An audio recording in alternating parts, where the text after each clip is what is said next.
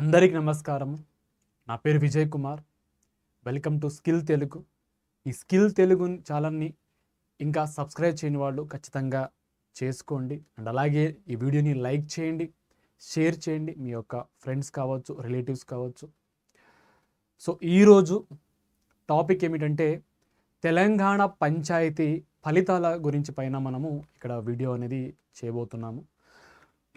So ఇలా 3 faces, phase 1, phase 2, phase 3 అని December 11, December 14, December 17న ఇలా పంచాయతీ అంటే సర్పంచ్ ఎలక్షన్, సర్పంచ్ మరియు వార్డు మెంబరు ఎలక్షన్ అనేది జరిగింది. సో ఇలా అన్ని జిల్లాలు అంటే తెలంగాణలో ఏవైతే జిల్లాలు ఉన్నాయో అది కూడా కొత్త జిల్లాల పైన ఈ వీడియోలో చెప్పబోతున్నాను. సో అన్ని జిల్లాల ఫేజ్ 1, ఫేజ్ 2, ఫేజ్ 3 రిజల్ట్, ఏ జిల్లా నుంచి ఏ పార్టీ ఎక్కువగా సీట్లు అనేది గెలుచుకోవడం జరిగింది ఇలా ఫేజ్ వైజ్. అండ్ అలాగే టోటల్గా ఈ 3 ఫేసెస్ కలిపి ఏ పార్టీ ఎక్కువగా గెలుచుకోవడం జరిగింది అనేది ఈ వీడియోలో చెప్పబోతున్నాను. సో పార్టీల వారీగా గెలిచిన సర్పంచ్ స్థానాలు అనేది ఈ వీడియోలో ఇలా బీజేపీ కావచ్చు, బీఆర్ఎస్ కావచ్చు, కాంగ్రెస్ పార్టీ కావచ్చు, ఏ పార్టీకి ఎన్ని సీట్లు వచ్చినాయి ఫేస్ వారీగా అండ్ అలాగే 3 ఫేస్ వారీగా ఈ వీడియోలో చెప్తున్నాను, right. So first of all ఈ పంచాయతీ ఎలక్షన్ అనేది అసలు జరుగుతుందా లేదా అనేది ఒక డౌట్ ఉండే అన్నమాట. ఎందుకంటే ఆల్రెడీ రీసెంట్గా అంటే ఇప్పుడు ఏదైతే ఈ కాంగ్రెస్ ప్రభుత్వం ఏదైతే ఉందో ఈ కాంగ్రెస్ ప్రభుత్వము ఏర్పాటు అయ్యే ముందు అంటే ఎలక్షన్ టైంలో ఒక హామీ ఇచ్చింది. బీసీ రిజర్వేషన్ అంటే ఎంత అయితే పర్సంటేజ్ ఆఫ్ పాపులేషన్ ఉంటుందో అంత పర్సంటేజ్ ఇక్కడ మొత్తానికి పంచాయతీలో రిజర్వేషన్ ఇస్తామని చెప్పడం జరిగింది. సో తన యొక్క అంటే కాంగ్రెస్ పార్టీ యొక్క మేనిఫెస్టోలో అంటే ఏదైతే 2 లక్షల ఉద్యోగాలు ఏ విధంగా అయితే పెట్టారో అలా ఇది కూడా పెట్టారు. సో 2 లక్షల ఉద్యోగాలు ఎలాగో పోయినాయి, కానీ ఈ బీసీ రిజర్వేషన్ అయినా ఇస్తారనుకుంటారు, ఇస్తారేమో అని చాలామంది అనుకున్నారు. కానీ దీనిపైన ఒక ఆర్డినెన్స్ తీసుకురావడం జరిగింది అండ్ అలాగే ఒక చట్టం తీసుకురావడం జరిగింది. ఆ చట్టం ఏమో ఇప్పుడు రాష్ట్రపతి దగ్గర ఫస్ట్, ఎందుకంటే కొన్ని చట్టాలు ఏమిటంటే డైరెక్ట్గా గవర్నరు తన యొక్క ఆమోదం అనేది ఇక్కడ తెలపడం జరుగుతుంది. కొన్ని ఏమో రాష్ట్రపతికి అంటే కేంద్ర ప్రభుత్వానికి పంపడం జరుగుతుంది. సో అలా ఈ బీసీ రిజర్వేషన్ ఏమో పంచాయతీ అక్కడే ఆగిపోయింది. సో అక్కడ ఆగిపోయిందని ఏదైతే కాంగ్రెస్ పార్టీ అంటే తెలంగాణ ప్రభుత్వం ఏదైతే ఉందో ఈ ప్రభుత్వము ఒక జీవో అనేది రిలీజ్ చేయడం జరిగింది. అంటే 50% అనేది బేసిక్గా దాటకూడదు, బట్ ఈ జీవో ప్రకారం దాటింది కాబట్టి ఇక్కడ బీసీ రిజర్వేషన్ పైన హైకోర్టుకు పోయిరు. హైకోర్టు ఏమో దీనిపైన విడతల వారీగా దీనిపైన వాదనలు అంటే హీరింగ్ అనేది అండ్ అలాగే పోస్ట్ పోన్ అనేది ఇలా చేస్తూనే ఉన్నది. అంతలోపు కాంగ్రెస్ పార్టీ ఇప్పుడు ఏదైతే జూబ్లీ హిల్స్ నియోజకవర్గం ఏదైతే ఉందో ఈ జూబ్లీ హిల్స్ నియోజకవర్గము బీఆర్ఎస్ పార్టీ తరఫున ఒక ఎమ్మెల్యే విన్ అవ్వడం జరిగింది. ఆ ఎమ్మెల్యే మరణించడం జరిగింది, హెల్త్ ప్రాబ్లం వల్ల అతను మరణించడం జరిగింది.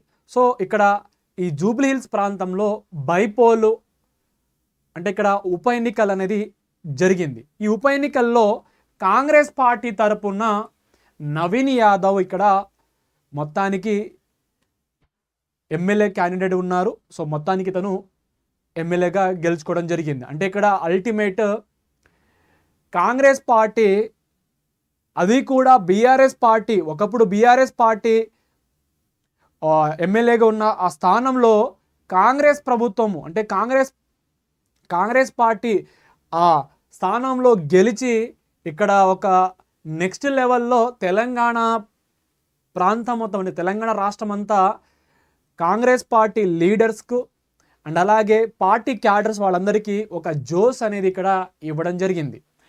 సో ఇదే జోస్లో గ్రామ పంచాయతీ ఎన్నికలు ఇక్కడ పెడితే బాగుంటుందని ఇక్కడ రాష్ట్ర ప్రభుత్వము భావించింది. సో ఇప్పుడు ఏదైతే ఈ జూబ్లీ హిల్స్లో ఎప్పుడైతే గెలిచారో ఆ గెలిచిన తర్వాత ఈ 42% రిజర్వేషన్, బీసీ రిజర్వేషన్ ఆల్రెడీ కోర్టులో పంచాయతీ నడుస్తుంది. ఈ కోర్టు పంచాయతీ పక్కన పెట్టి పాత రిజర్వేషన్ ప్రకారం మనం ముందుకు వెళ్దామని ప్రభుత్వము ఇలా 3 ఫేజెస్లో ఫేజ్ 1, ఫేజ్ 2, ఫేజ్ 3 అనేది సర్పంచ్ మరియు వార్డు మెంబర్ సంబంధించిన ఎలక్షన్ అనేది December 11, December 14, December 17 అనేది కండక్ట్ చేయడం జరిగింది. సో సక్సెస్ఫుల్గా కంప్లీట్ అవ్వడం జరిగింది ఓవరాల్గా. సో ఈ ఓవరాల్గా సక్సెస్ఫుల్ అయింది కదా. సో ఈ పంచాయతీ ఎన్నికల్లో ఫలితాలు ఎలా ఉన్నాయి, ఏ విధంగా పల్లె తీర్పు ఇవ్వడం అనేది ఈ వీడియోలో చూద్దాం మనము. అయితే కొన్ని చోట్ల ధర్నాలు, రాస్తారోకలు, గొడవలు ఇవన్నీ జరిగాయి. కొన్ని ప్రాంతాల్లో జరిగాయి, కొట్లాడుకున్నారు, అవన్నీ జరిగాయి. బట్ ఓవరాల్గా సక్సెస్ఫుల్గా ఈ 3 ఫేసెస్ అనేది జరిగాయి. సో తొలి దశ తెలంగాణ పల్లెపోరు, అది కూడా తొలి దశ ఫేజ్ 1లో ఇలా జిల్లాల వారీగా ఆదిలాబాదు, భద్రాద్రి కొత్తగూడెము, హనుమకొండ, జగిత్యాల, జయశంకర్ ఇలా ఫేజ్ 1 సంబంధించిన కాంగ్రెస్ పార్టీ గెలిచిన స్థానాలు ఇవి. అండ్ అలాగే బీఆర్ఎస్ పార్టీ, భాజపా, ఇతరులు అంటే ఇండిపెండెంట్ కావచ్చు, ఇతర పార్టీస్ వాళ్ళు సంబంధించిన వాళ్ళు కావచ్చు. సో ఇలా ఫేజ్ 1లో ఇలా జిల్లాల వారీగా ఇప్పుడు ఆదిలాబాదు ఫేజ్ 1లో కాంగ్రెస్ పార్టీ నుంచి 63 స్థానాల్లో సర్పంచ్ పదవి అనేది ఇక్కడ కైవాసం చేసుకోవడం జరిగింది. బీఆర్ఎస్ ఏమో 37 స్థానాల్లో గెలుచుకోవడం జరిగింది. భాజపా ఏమో 9 స్థానాలు. సో ఇలా ఇవన్నీ ఫేజ్ 1 సంబంధించింది. అంటే 164 గ్రామ పంచాయతీలో 63 స్థానాలు కాంగ్రెస్ పార్టీ గెలుచుకుంటే మిగతా స్థానాల్లో ఇతర పార్టీ మరియు కొన్ని ఏమో ఏకగ్రీవం అనేది అవ్వడం జరిగింది. బట్ ఇక్కడ నేను చెప్పేది కేవలము ఎలక్షన్లో వెళ్ళి పార్టిసిపేట్ చేసిన స్థానాల గురించి మాత్రమే చెప్తున్నాను ఇక్కడ. సో ఇది ఫేజ్ 1 రిజల్ట్. అలా ఇవన్నీ జిల్లాలు. అయితే ఇక్కడ ఒక విషయం చెప్పాలి. ఫేజ్ 1లో మీకు ముందే చెప్పాను ఒక వీడియోలో, అధికార పార్టీ తన యొక్క పవర్ని ఇన్ఫ్లుయెన్స్ అనేది ఖచ్చితంగా చేస్తుంది. కాబట్టి అధికార పార్టీ ఎక్కువగా గెలిచే స్థానాలు ఎక్కువగా ఉండే అవకాశం ఉందని నేను ఆల్రెడీ చెప్పాను ఒక వీడియోలో. ఎందుకంటే చాలామంది గ్రామీణ ప్రాంతాల్లో అనుకుంటారు ఎలా అంటే ఇక్కడ పవర్లో ఉన్న పార్టీ మాత్రమే మనకు ఇక్కడ ఫండింగ్ రూపంలో అంటే ఫండ్స్ స్కీమ్స్ అనేది ఇక్కడ ఇంప్లిమెంట్ అనేది అవ్వడం జరుగుతుంది. సో వేరే పార్టీ వాళ్ళను గెలిపిస్తే ఇక్కడ అభివృద్ధి అనేది ఇక్కడ ఆగిపోతుందని ఇక్కడ బాగా ప్రచారం అనేది గ్రామీణ ప్రాంతాల్లో ఎక్కువగా వెళ్ళింది. అండ్ అలాగే మనం రీసెంట్గా అపోజిషన్ వాళ్ళు కూడా కొంతవరకు రైజ్ చేయడం జరిగింది. ఇక్కడ ఎమ్మెల్యే ఫండింగ్ అనేది ఇక్కడ ఇవ్వరు, ఇక్కడ రాష్ట్ర ప్రభుత్వము, కేంద్ర ప్రభుత్వము ఇవన్నీ కలిపి ఇక్కడ ఫండ్స్ అనేది రావడం జరుగుతుంది. కానీ ఇక్కడ స్వతహాగా ఎమ్మెల్యే మాత్రం ఇక్కడ ఇవ్వరు. గ్రామ పంచాయతీకి అలాగుంటుంది ఈ ఏవైతే ఫండింగ్ ఏవైతే ఉంటాయో, పథకాలు ఏవైతే ఉంటాయో. సో ఇవన్నీ మనం చూసాము. సో ఓవరాల్గా ఫేజ్ 1లో మెజారిటీ ఇక్కడ కాంగ్రెస్ పార్టీ మాత్రమే ఎక్కువగా స్థానాలు గెలుచుకోవడం జరిగింది. కేవలము కొమురం భీం ఆసిఫాబాద్లో మాత్రమే కాంగ్రెస్ పార్టీ కంటే బీఆర్ఎస్ పార్టీ ఎక్కువగా స్థానాలు ఇక్కడ గెలుచుకోవడం జరిగింది. ఓవరాల్గా ఫేజ్ 1లో 2331 స్థానాల్లో అంటే గ్రామ పంచాయతీలో కాంగ్రెస్ పార్టీ ఇక్కడ సర్పంచ్ పదవి కైవాసం చేసుకోవడం జరిగింది. బీఆర్ఎస్ పార్టీ ఏమో 1168 గ్రామ పంచాయతీలో సర్పంచ్ స్థానాలు ఇక్కడ గెలుచుకోవడం జరిగింది. బీజేపీ కేవలము 189. ఇగో ఇది బీజేపీ. ఇది ఫేజ్ 1 సంబంధించిన రిజల్ట్. ఇదేమో ఇతరులు అంటే other parties and independent candidates వాళ్ళు. ఇప్పుడు ఫేజ్ 2లో సేమ్ జిల్లాల వారీగా ఫేజ్ 2లో జనగామలో మాత్రము 79 గ్రామ పంచాయతీలో ఫేజ్ 2లో జనగాం జిల్లాలో గ్రామ పంచాయతీ ఎన్నికలు జరిగాయి. ఆ 79లో 39 స్థానాల్లో బీఆర్ఎస్ పార్టీ ఇక్కడ గ్రామ పంచాయతీ ఎన్నికల్లో గెలుపు అనేది ఇక్కడ కైవాసం చేసుకోవడం జరిగింది. మిగతా స్థానాలు మాత్రం కాంగ్రెస్ పార్టీనే ఆధిక్యంలో కలిగి ఉంది.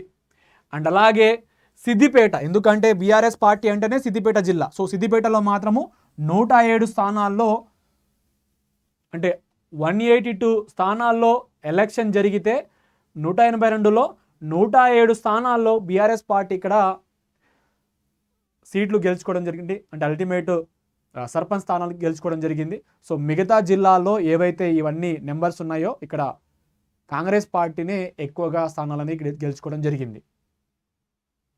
సో ఇవన్నీ. So second phase 2. సో ఇక్కడ ఫేజ్ 2 సెకండ్ ఫేజ్లో 2000 మొత్తానికి మళ్ళొకసారి చెప్తున్నాను, సెకండ్ ఫేజ్లో 4325 గ్రామ పంచాయతీలో ఎన్నికలు జరిగితే ఇక్కడ 4325 గ్రామ పంచాయతీలో 2245 గ్రామ పంచాయతీలో కాంగ్రెస్ పార్టీ ఇక్కడ విన్ అవ్వడం జరిగింది.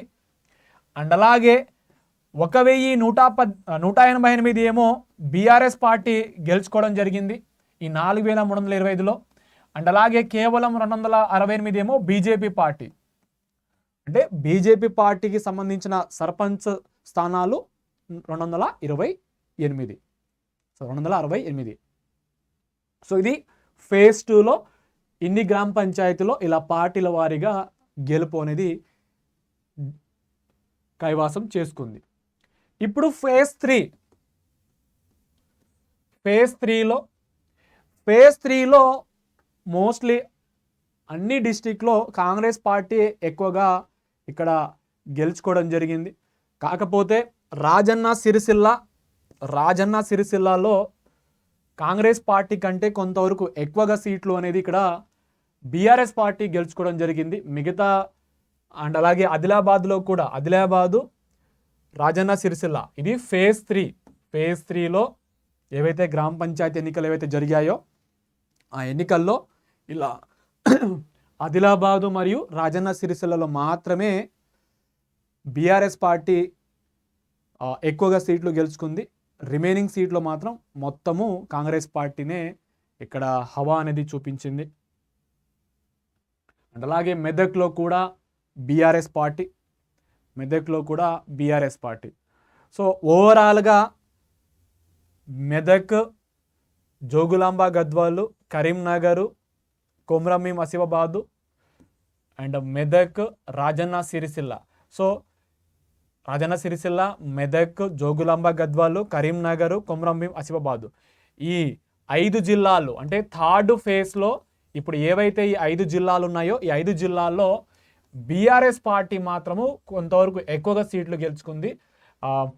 కాంగ్రెస్ పార్టీ మాత్రము ఈ 5 జిల్లాల్లో కొంతవరకు తక్కువగా సీట్లు అనేది గెలుచుకోవడం జరిగింది. సో రిమైనింగ్ డిస్ట్రిక్ట్లో మాత్రము కాంగ్రెస్ పార్టీ తన యొక్క హవా అనేది ఇక్కడ కొనసాగింది. సో ఓవరాల్గా థర్డ్ ఫేజ్ 4146 గ్రామ పంచాయతీలు ఉంటే ఇందులో కాంగ్రెస్ పార్టీ నుంచి 2246 స్థానాల్లో కాంగ్రెస్ పార్టీ గెలుచుకోవడం జరిగింది. అండ్ అలాగే 1163 ఏమో బీఆర్ఎస్ పార్టీ గెలుచుకోవడం జరిగింది. అండ్ అలాగే 246 ఏమో బీజేపీ పార్టీ. సో ఇక్కడ ఓవరాల్గా కాంగ్రెస్ పార్టీ అంటే ఇక్కడ టోటల్ 12,698 గ్రామ పంచాయతీలు మొత్తము మన తెలంగాణలో 12,698 గ్రామ పంచాయతీలు ఉంటే ఆ గ్రామ పంచాయతీలో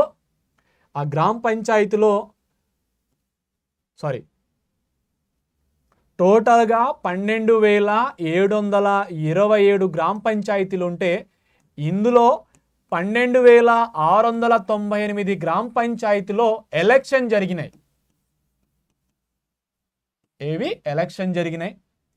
సో 12,727 గ్రామ పంచాయతీలో, సో ఇదేమో టోటల్ గ్రామ పంచాయతీ. సో ఈ టోటల్ గ్రామ పంచాయతీలో ఎలక్షన్ జరిగినవేమో 12,698.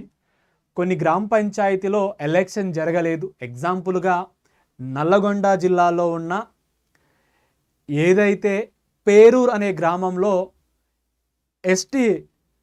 ఎస్టీ అక్కడ మొత్తానికి రావడం జరిగింది. బట్ ఆ గ్రామంలో అసలు ఎస్టీ క్యాండిడేట్స్ ఎవరు లేరు. సో అలా ఎలక్షన్ అనేది ఇక్కడ జరగలేదు. సో కోర్టులో కొంతవరకు నడుస్తుంది ఈ కేసు అనేది. సో ఓవరాల్గా 12,727 గ్రామ పంచాయతీలో కేవలము 12,698 గ్రామ పంచాయతీలో మాత్రమే ఎలక్షన్ జరిగింది. సో ఈ 12,698 గ్రామ పంచాయతీలో ఏ పార్టీ ఎన్ని సీట్లు గెలుచుకుందంటే, అంటే ఎన్ని స్థానాలు గెలుచుకుందంటే, కాంగ్రెస్ పార్టీ 12,698లో కాంగ్రెస్ పార్టీ ఏమో 6,822 గ్రామ పంచాయతీలో సర్పంచ్ స్థానాలు ఇక్కడ గెలుచుకోవడం జరిగింది.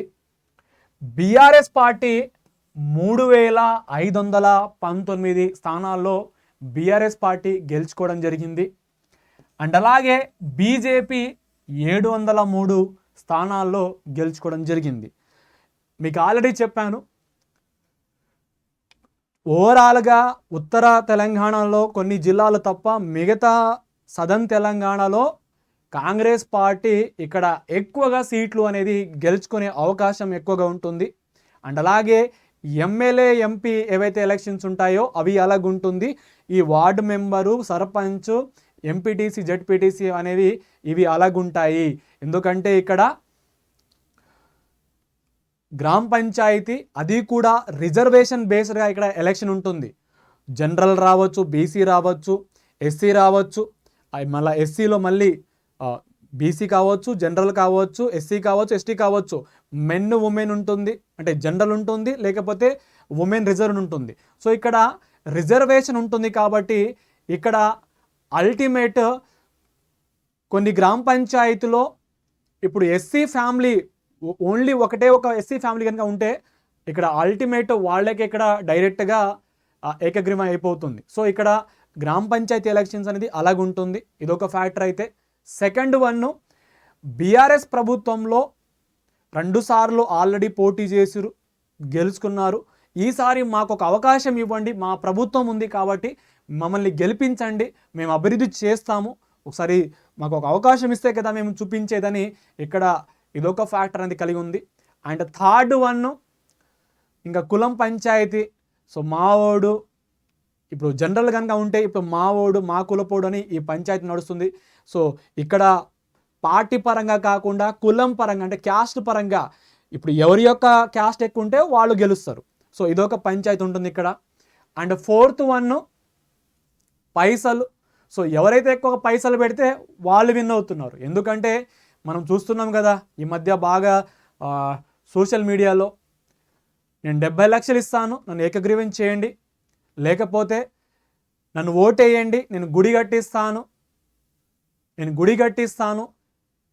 బేసిక్గా చెప్పాలంటే ఒక సర్పంచ్ కావచ్చు, ఒక ఎమ్మెల్యే కావచ్చు, అంటే ఒక ప్రజాప్రతినిధి ఒక బడి కట్టిస్తాను, ఉద్యోగం ఇప్పిస్తాను, స్కిల్ సెంటర్ పెడతాను, ఇలాంటివి చేయాలి. కానీ ఇక్కడ గ్రామీణ ప్రాంతాల్లో బీరి సీసాలు కావచ్చు, క్వార్టర్ కావచ్చు, పైసలు కావచ్చు, ఇలా గుళ్ళు నేర్పిస్తామని ఇలా మొత్తానికి కంప్లీట్గా వాగ్దానాలు చేసి ఇలా డబ్బులు ఇచ్చి చాలామంది కూడా రీసెంట్గా గెలవడం జరిగింది. ఎందుకంటే ఇప్పుడు పైసలు ఇస్తారు, ప్రమాణం చేసి చెప్పండి నాకు ఓటేస్తాను. సో అతను పైసలు తీసుకుంటాడు, అతనికే ఓటిస్తాడు. సో ఇక్కడ ధన ప్రభావం అనేది ఎక్కువగా రీసెంట్గా మాత్రం జరిగింది అని చెప్పాలి మనం. సో ఇవన్నీ ఫ్యాక్టర్స్ వల్ల కాంగ్రెస్ పార్టీకి ఎక్కువగా గ్రామ పంచాయతీ ఎలక్షన్లో సర్పంచ్ స్థానాలను ఇక్కడ కైవసం చేసుకోవడం జరిగింది. అండ్ అలాగే కొన్ని ఫ్యాక్టర్ చెప్పవచ్చు మనము, ఇక్కడ ధన ప్రభావం కావచ్చు, కులం ప్రభావం కావచ్చు, ఏదైనా కావచ్చు. ఇక్కడ పార్టీ క్యాడర్, అంటే పార్టీని నమ్ముకొని ఉంటారు. ఇప్పుడు రాజకీయ నాయకులు అంటే ఎమ్మెల్యేలు, ఎంపీలు, వీళ్ళు పార్టీ ఏ పవర్లో ఉంటే వాళ్ళు జపాంగ్ లాగా అక్కడిక్కడ షిఫ్ట్ అవుతుంటారు, అంటే కండువా కప్పుతుంటారు. ఇప్పుడు రీసెంట్గా మనం చూసాం కదా, స్పీకరు అంటే బీఆర్ఎస్ పార్టీలోంచి గెలిచి వాళ్ళు కాంగ్రెస్ పార్టీలో బేసిక్గా ఇండైరెక్ట్గా వెళ్ళారు, కానీ ఇక్కడ డైరెక్ట్గా వెళ్ళారు, బట్ ఇక్కడ ఇండైరెక్ట్గా వెళ్ళారని స్పీకరే ఒక సంచలన తీర్పు కూడా ఇవ్వడం జరిగింది. బట్ ఇక్కడ పార్టీ క్యాడర్ గ్రామీణ ప్రాంతాల్లో పార్టీని నమ్ముకున్న వాళ్ళు మాత్రం వాళ్ళు ఎటు పోరు. ఎవరైనా పోటీ చేయండి, ఏ కులానికి సంబంధించిన వాళ్ళైనా పోటీ చేయండి, మేము పార్టీకి కట్టుబడి ఉంటాము, పార్టీకి చెందిన వాళ్ళకి ఓటేస్తామని అలా కొంతమంది ఉంటారు. సో అలా కొంతమంది ఉన్న వాళ్ళు మాత్రమే ఇక్కడ అపోజిషన్ పార్టీ నమ్ముకొని ఎవరైతే ఉంటారో, ఇప్పుడు ఎగ్జాంపుల్గా ప్రజెంట్ ఇప్పుడు బీఆర్ఎస్ పార్టీ అపోజిషన్ పార్టీ కలిగి ఉంది కాబట్టి, సో బీఆర్ఎస్ పార్టీ యొక్క కార్యకర్తలు, పార్టీ క్యాడర్ వాళ్ళంతా హార్డ్ వర్క్ చేస్తేనే ఇక్కడ అల్టిమేట్ 3519 గ్రామ పంచాయతీలో బీఆర్ఎస్ పార్టీ ఇక్కడ కైవాసం చేసుకోవడం జరిగింది. ఒక విధంగా చెప్పాలంటే అధికార పార్టీకి ఇంకా ఎక్కువగా స్థానాలు రావాలి. ఎందుకంటే అధికార పార్టీ ప్రజెంట్ ఏ విధంగా అయితే తన యొక్క స్కీములు కావచ్చు, అంటే పథకాలు కావచ్చు,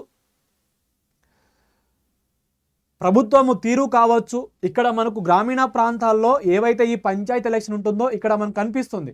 సో ఇక్కడ కాంగ్రెస్ పార్టీ తన యొక్క విధానాలు కావచ్చు, పథకాలు కావచ్చు ఇంకా బెటర్గా చేయాల్సిందే. లేకపోతే నెక్స్ట్ ఎలక్షన్లో మాత్రము ఇక్కడ డౌటే. ఎందుకంటే ఎగ్జాంపుల్గా ఇక్కడ నేను మీకు చెప్తాను. సో ఇది కాంగ్రెస్ పార్టీ, బారస, భాజపా, ఇతరులు. సో వీళ్ళందరూ 22వ తారీఖున డిసెంబర్ 22వ తారీఖున పదవీ ప్రమాణ స్వీకారం అనేది ఈ సర్పంచ్ వాళ్ళు గెలిచిన వాళ్ళు చేయడం జరుగుతుంది. బేసిక్గా 20వ తారీఖు ఉండే, డిసెంబర్ 20వ తారీఖు ఉండే. ఆ రోజు ముహూర్తం బాగలేదు కాబట్టి, సో మంచి ముహూర్తం అనేది ఇక్కడ డిసెంబర్ 22వ తారీఖు ఉంది కాబట్టి, సో డిసెంబర్ 22వ తారీఖున పదవీ ప్రమాణ స్వీకారం అనేది ఇక్కడ చేయడం జరుగుతుంది గెలిచిన వాళ్ళు. అయితే ఇక్కడ ఒక పాయింట్ చెప్తాను. 2019లో పంచాయతీ ఎలక్షన్ జరిగినాయి. ఆ టైంలో బీఆర్ఎస్ పార్టీ, ఒకప్పుడు టీఆర్ఎస్ పార్టీ పవర్లో ఉంది. సో ఇక్కడ బీఆర్ఎస్ పార్టీ అది కూడా ఆ టైంలో గ్రామ పంచాయతీ అనేవి కొంతవరకు తక్కువగా ఉండే. దాని తర్వాత బీఆర్ఎస్ పార్టీ పవర్లో వచ్చింది, కొన్ని స్థానాలు పెంచింది. సో బీఆర్ఎస్ పార్టీ 7774 స్థానాలు ఇక్కడ కైవాసం చేసుకోవడం జరిగింది. కాంగ్రెస్ పార్టీ కేవలము 2700 స్థానాలు మాత్రమే. అంటే ఆ టైంలో తక్కువగా గ్రామ పంచాయతీ స్థానాలు తక్కువగా ఉండే. అది కూడా టీఆర్ఎస్ పార్టీ, ఇప్పుడు బీఆర్ఎస్ పార్టీ పవర్లో ఉంది కాబట్టి ఇక్కడ ఎక్కువగా స్థానాలు గెలుచుకోవడం జరిగింది. సో ఇక్కడ నేను ఏం చెప్పాలనుకుంటున్నానంటే, అధికార పార్టీ ఏదైతే పవర్లో ఉంటుందో ఆ పవర్లో ఉన్నప్పుడే మాత్రమే గ్రామ పంచాయతీ ఎలక్షన్లో ఇక్కడ సర్పంచ్ స్థానాలు అనేది అధికార పార్టీకి సంబంధించిన వాళ్ళే ఎక్కువగా గెలుస్తుంటారని చెప్తున్నాను. సరే, 2014లో ఏదైతే గ్రామ పంచాయతీ ఎలక్షన్ అయితే జరిగిందో అప్పుడు కాంగ్రెస్ పార్టీ ఏమో 2669, టీఆర్ఎస్ పార్టీ ఏమో 1635, టీడీపీ ఏమో 1838. ఇలా గ్రామ పంచాయతీలో సర్పంచ్ స్థానాలు అనేది గెలుచుకోవడం జరిగింది. అంటే 2014 తెలంగాణ రాష్ట్రం మొదటిసారిగా, అంటే తెలంగాణ రాష్ట్రం ఏర్పడిందే 2014. ఏర్పడిన తర్వాత ఫస్ట్ పంచాయతీ, ఎంపీటీసీ, జడ్పీటీసీ ఈ 3 ఎలక్షన్ జరిగినాయి. ఈ 3 ఎలక్షన్లో టీఆర్ఎస్ పార్టీ కంటే కాంగ్రెస్ పార్టీకే ఎక్కువగా స్థానాలు వచ్చినాయి. జడ్పీటీసీ కావచ్చు, ఎంపీటీసీ కావచ్చు, అండ్ అలాగే సర్పంచ్ స్థానాలు కావచ్చు. సో టీఆర్ఎస్ కంటే కాంగ్రెస్ పార్టీకే ఎక్కువ వచ్చాయి. ఎందుకంటే కాంగ్రెస్ పార్టీ కేవలం, అంటే కంబైన్డ్ ఆంధ్రప్రదేశ్లో తెలంగాణ, రాయలసీమ, కోస్తాంధ్ర ఇలా 3 ప్రాంతాలుగా కలిగి ఉండేది కదా. సో తెలంగాణ ప్రాంతం విడిపోయి తెలంగాణ రాష్ట్రం ఏర్పాటైంది. సో ఈ కంబైన్డ్గా ఉన్నప్పుడు కాంగ్రెస్ పార్టీ మాత్రమే పవర్లో ఉండేది. సో ఎప్పుడైతే సపరేట్గా తెలంగాణ ఫార్మేషన్ అయిందో దాని తర్వాత ఇలా ఎలక్షన్ పెట్టిన తర్వాత సర్పంచ్లో, అంటే గ్రామ పంచాయతీ కావచ్చు, జడ్పీటీసీ కావచ్చు, ఎంపీటీసీ కావచ్చు, ఈ 3 ఎలక్షన్లో కాంగ్రెస్ పార్టీకి ఎక్కువగా వచ్చాయి. కాంగ్రెస్ పార్టీకే ఎక్కువగా స్థానాలు అనేది రావడం జరిగింది. కానీ ఈ 2014 ఎమ్మెల్యే కావచ్చు, ఎంపీ కావచ్చు, ఈ జనరల్ ఎలక్షన్లో మాత్రము టీఆర్ఎస్ పార్టీ దూసుకుపోయింది. TRS party. సో అలా మొదటిసారిగా తెలంగాణ రాష్ట్ర ముఖ్యమంత్రిగా కేసీఆర్ తన యొక్క పరిపాలన జరిగింది. దాని తర్వాత 2019లో ఎలక్షన్ వచ్చింది. ఇక్కడ టీఆర్ఎస్ పార్టీ అన్ని జడ్పీటీసీ, ఎంపీటీసీ కావచ్చు, గ్రామ పంచాయతీ కావచ్చు, ఇక్కడ దూసుకుపోయింది. ఇక్కడ కాంగ్రెస్ పార్టీ ఉంది కాబట్టి ఇక్కడ కాంగ్రెస్ పార్టీ దూసుకుపోవడం జరిగింది. సో ఓవరాల్గా ఏం చెప్తున్నానంటే ఇంకా ఎక్కువగా పెర్ఫార్మెన్స్ అనేది కాంగ్రెస్ పార్టీ బేసిక్గా చేయాల్సింది. బట్ ఇక్కడ చేయలేకపోయిందంటే ఇక్కడ అల్టిమేట్ కాంగ్రెస్ ప్రభుత్వము బాగా పని చేస్తేనే నెక్స్ట్ ఎలక్షన్లో ఇంకో టర్మ్ అనేది ఫార్మేషన్ చేసే అవకాశం ఉంటుంది, లేకపోతే గట్టి కాంపిటీషన్ అయితే ఉంటుంది. సో చేయకపోవచ్చు కూడా, ఎందుకంటే బీఆర్ఎస్ పార్టీ పవర్లో లేదు. అది కూడా ఎలక్షన్ అనేది ఇక్కడ దగ్గర 2 సంవత్సరాల తర్వాత అంటే కాంగ్రెస్ పార్టీ అధికారంలో వచ్చిన తర్వాత అది కూడా 2 సంవత్సరాల తర్వాత ఎలక్షన్ జరిగినాయి. ఈ 2 సంవత్సరాల తర్వాత జరిగిందంటే ఇక్కడ కాంగ్రెస్ పార్టీ అన్ని విధాలుగా దూసుకుపోవాలి. ఇక్కడ కాంగ్రెస్ పార్టీ సరిగా పెర్ఫార్మెన్స్ చేయలేదని మనం చెప్పాలి. ఎందుకంటే బీఆర్ఎస్ పార్టీకి 3500 సీట్లు అంటే ఇక్కడ మంచి రిజల్ట్ అని చెప్పవచ్చు. సో మీరు బీఆర్ఎస్ పార్టీకి సంబంధించిన ఏమంటారు కార్యకర్తలు కనుక ఉంటే మాత్రము, సో నెక్స్ట్ టైం మీ గవర్నమెంట్ మీరు ఇదే హార్డ్ వర్క్తో కనుక చేస్తే మాత్రం గెలుచుకునే అవకాశం ఉంటుంది. మీరు కాంగ్రెస్ పార్టీ కనుక ఉంటే మీ యొక్క ప్రజాప్రతినిధులు ఎవరైతే ఉంటారో వాళ్ళని క్వశ్చన్ చేయండి, మీ యొక్క ప్రాంతాన్ని డెవలప్ చేయండి. అండ్ అలాగే గెలిచిన వాళ్ళు మీరు 5 సంవత్సరాలు మీరే మీ యొక్క గ్రామ పంచాయతీకి ఒక హెడ్ అంటే కేవలము లీడర్గా తెల్ల చొక్కా తెల్ల బట్టలు వేసుకొని పోవడం మాత్రమే కాకుండా మీరు ఒక తండ్రిలాగా గ్రామ పంచాయతీకి సో మంచిగా డెవలప్ చేయండి. హెల్త్ కావచ్చు, ఎడ్యుకేషన్ కావచ్చు. తెలంగాణ అంటేనే ఈ 2 లక్షల ఉద్యోగాలు ఎలాగో ఇవ్వలేదు. కనీసం మీరైనా ఒక స్కిల్ సెంటర్ని ఏర్పాటు చేసి ఉద్యోగాలు అనేది మీ యొక్క గ్రామంలో ఉన్న యువకులు కొంతవరకు సహాయం చేయండి. సో ఇక్కడ ఎడ్యుకేషన్ చాలా ఇంపార్టెంట్. సో స్కిల్ డెవలప్ చేయండి, కంప్యూటర్ సంబంధించిన లైబ్రరీ ఏర్పాటు చేసుకోండి. అండ్ అలాగే ఈ మధ్య మనం ఎక్కువగా ఎన్విరాన్మెంట్, ఎందుకంటే క్లైమేట్ అంటే వెదర్ చూస్తే మనకు ఒక్కోసారి సమ్మర్లో ఘోరంగా వేడి ఉంటుంది. సో ఇవన్నీ మీ యొక్క ప్రాంతంలో అంటే మీరు ఇప్పుడు గ్రామ పంచాయతీ సర్పంచ్గా మీరు ఎవరైనా నా వీడియో కనుక సర్పంచ్ వాళ్ళు ఎవరైనా కనుక చూసి ఉంటే మాత్రము ఇలా ఎడ్యుకేషను, హెల్త్కి, స్కిల్ సెంటరు అండ్ అలాగే అన్ని విధాలుగా మీ యొక్క గ్రామ పంచాయతీని బాగా డెవలప్ చేయండి. ఇలా కలిసికట్టుగా కేవలం వార్డు మెంబరు, సర్పంచ్, ఉప సర్పంచ్ మాత్రమే కాకుండా మీ యొక్క గ్రామ పంచాయతీలో మీ యొక్క ప్రజలతోటి అందరితోటి కలిసి ఏ విధంగా చేస్తే బాగుంటుంది, ఏ విధంగా అయితే మీరైతే హామీలు ఇచ్చారో ఆ హామీలు కాకుండా ఇంకా బెటర్గా మీ యొక్క ప్రాంతాన్ని డెవలప్ చేయండి. ఎందుకంటే మీరు ఎంత అయితే డెవలప్ చేస్తారో అదేవిధంగా మీ యొక్క ప్రాంతం అనేది అభివృద్ధి అనేది ఇక్కడ చెందుతుంది. ఎమ్మెల్యేనో, ఎంపీనో, ఒక ముఖ్యమంత్రినో, ఒక మినిస్టర్ వస్తే ఇక్కడ డెవలప్ కాదు. ఒక గ్రామ పంచాయతీ అభివృద్ధి చెందాలంటే కంప్లీట్గా ఎవరి యొక్క హ్యాండ్లో ఉంటుందంటే సర్పంచ్ యొక్క ఆధీనంలోనే ఉంటుంది. సో మీరు సర్పంచ్గా గెలిచారు, మీకు అందరికీ కంగ్రాచ్యులేషన్ మా స్కిల్ ఛానల్ తరపున. సో మంచిగా పనిచేయండి, మీ ఊరిని బాగా డెవలప్ చేయండి, అన్ని విధాలుగా అన్ని రంగాలలో డెవలప్ చేయండి. మీ ప్రాంతం నుంచి ఒక విద్యాపరంగా కావచ్చు, హెల్త్ పరంగా కావచ్చు, అన్ని విధాలుగా డెవలప్ చేసి ఇలా మా ఊరిని మేము ఇలా అభివృద్ధి చేశాము, ఇలా న్యూస్ పేపర్లో, అది కూడా ఇప్పుడు మా ఛానల్ లాగా కొన్ని 100 ఛానల్లో మిమ్మల్ని చెప్పే విధంగా చేసుకోండి.